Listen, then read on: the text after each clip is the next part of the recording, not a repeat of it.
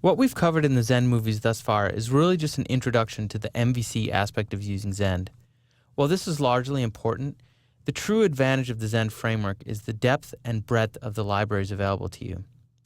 The Zend Framework Reference Guide is a great starting point to see some of the tools available in alphabetical order. You can see Zend has an ACL or Access Control List methodology that allows you to find different groups and who can access what parts of an application. It also has an authorization functionality. It has the ability to integrate with barcodes. You can implement caching that allows you to have intelligent caching and manage all of the data in your cache, both between your database and in caching templates themselves.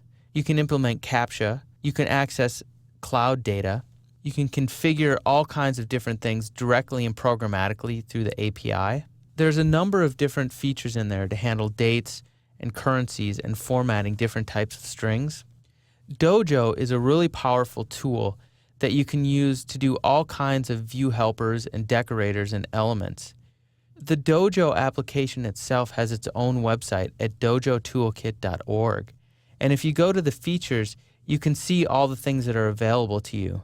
There's a lot of tools for desktop that allow you to integrate different elements into your forms. You can create really nice interfaces right out of the box. And because it integrates with Zend, it's really just a matter of calling on methods of different classes. It can enhance your mobile application development using HTML5 and CSS3. It's a really beneficial way for creating graphs and tools and all kinds of UI elements that you wouldn't otherwise have available to you.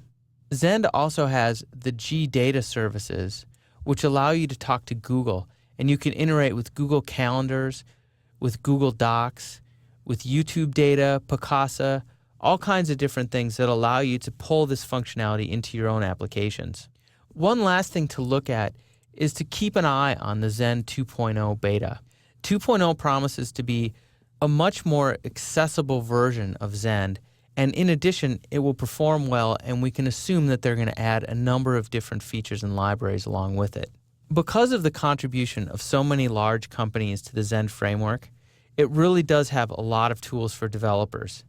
AMF, Dojo, Google, and other services, authorization, email, and other well-tested APIs can give you such a head start in so many aspects of your coding. So through these movies, you can get a pretty good picture of the Zend framework. Some complexity in terms of getting started, but loads of libraries and flexibility in terms of how you actually implement your applications. If you think this is a framework worth checking out, I definitely recommend delving deeper into the API and most importantly, diving in with your own application and seeing how it goes.